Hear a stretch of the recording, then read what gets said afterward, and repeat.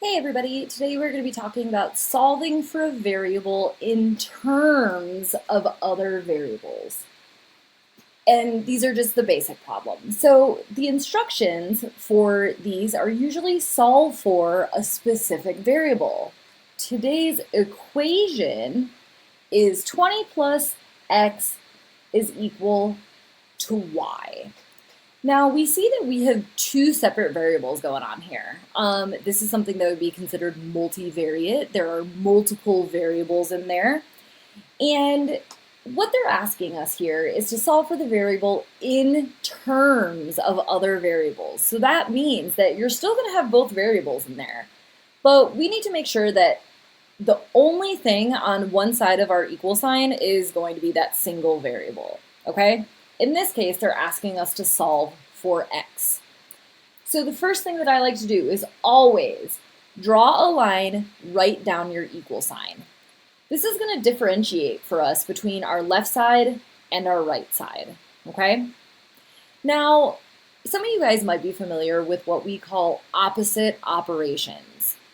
And that's exactly what we're going to be doing here. If I were to give you an example that looked like, and you don't have to write this, 2 plus x was equal to 4, everybody would be able to tell me that, well, x has to equal 2 because 2 plus 2 is equal to 4. But subconsciously, what we're all doing as we're working through this example right here is we're actually doing an opposite operation of taking away 2 and solving for that variable for minus 2 is actually equal to 2. So we do this without even realizing it, okay? So with that said, like I said, you don't have to write that part down, just a quick little side quest for those of you that know me in class. I do a lot of side quests. So here we're going to be solving in terms of other variables with using those opposite operations.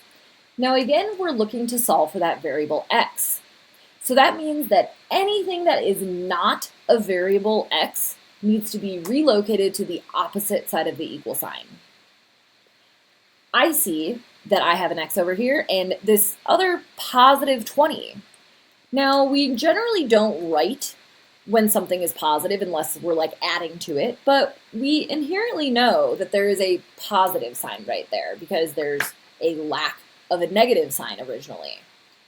So we need to use the opposite operation. And all of us know that the opposite of addition is subtraction.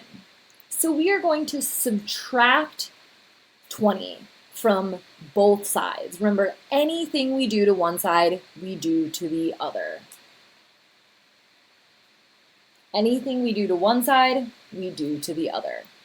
I always like to draw a line after each operation that I do because it helps me realize what exactly I'm working on, okay? So looking back up here, 20 minus 20, that's 0. Now that goes away. All that's left over on my left-hand side is x. Now, over here, you guys might be asking, well, how the heck do I know what y is? And how do I take 20 away from it? How do I subtract 20? Get this. You don't have to take 20 away. You are just going to leave it as a variable. We have solved for x in terms of the other variables. We solve for x in terms of y. So this right here is our answer. X is equal to y minus 20. Okay? Really important notes that you just need to remember. We are going to treat this like normal algebra that we all know and love. We're going to draw that line down the middle of our equal sign, and we are going to draw lines after each operation. It's really important to keep all of our work really organized now. Okay, let's do one more example. This time, instead of solving for x, we're actually going to be solving for the variable y. And this equation is actually going to be y plus c is equal to 18. First step, always draw that line right down the middle. And this time I notice that I have two variables on one side and an integer over on the other side. So I'm going to go ahead and I am going to, again, use those opposite operations to get all that's left over, or the only thing that we're solving for is that y. That's all we want left over on this side. Again, we have a positive c here, so that means that we need to use the opposite. We need to subtract c. And anything we do to one side, we do to both sides. Draw that line after each operation. Positive c minus c, you got no c's left.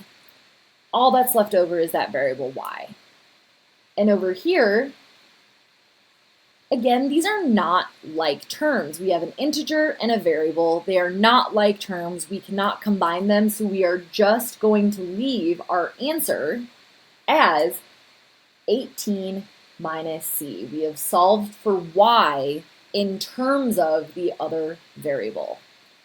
Awesome job, guys. I hope you have a fantastic evening.